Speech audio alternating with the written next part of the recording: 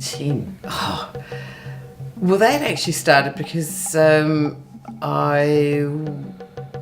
had an exhibition and I made some miniatures, and I wanted to display my miniature magnets on a tin on something. So in all my bits and pieces, I had some cheese graters and I had some tin and I had a frame and I had a bit of a play around. I thought, oh, this will work. And as it turned out, it didn't work very well when I hung the piece up and the magnet started to slide down because it was on a different angle. But I looked at it and I thought, wow, that looks really cool. So I put it in the exhibition as a piece. And everybody loved it. So I had great fun collecting, fossicking. I've always been a hoarder, a collector. I love op shops, junk shops. I pick up pieces walking the dogs on the side of the road, something, a bit of junk, rust, whatever.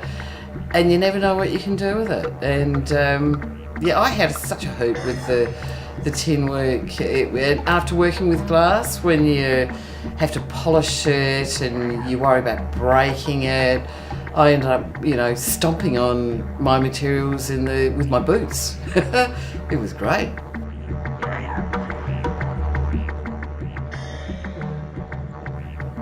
Well, the bottle openers, I think, are probably the most fun.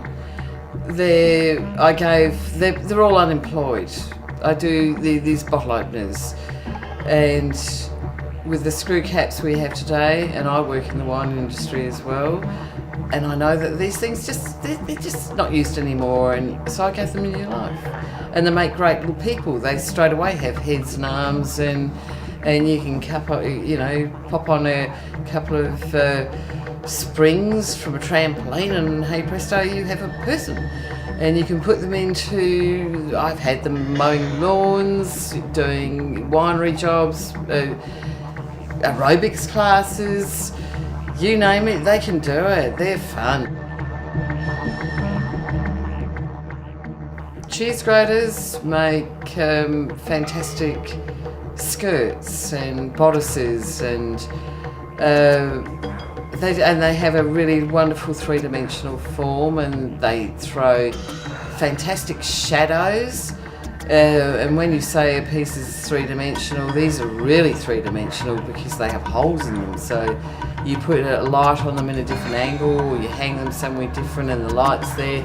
All of a sudden you get this great shadow that the pieces all change in different lights, and they take on a different meaning. Yeah, and it is just great to stop something going into the rubbish pile.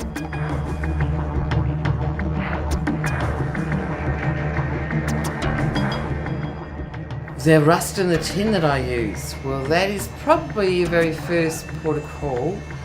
I look at the rust on that is my canvas. So the basic tin and the rust, they're my starting point. And I'll look at the piece of tin. When the tin is my canvas, I started by framing up all the pieces of tin that I had. They were all framed and they were all blank canvases. And then one by one I picked them out and I looked at the rust on them and I said, okay, I see something in that rust, and that's where I went, and I would pick out bits of my things and pop them on there and fiddle around with them, and it took hours. It was great fun. I'd just put this here and I didn't like that there, so I put that there, didn't like that there, that said to me something else. So, and they all took on a life of their own. Some were more obvious than others. There was one of my favourite pieces was Great Southern, and it was just it was the Southern Ocean, and it just screamed out for a whale, and that's what it got.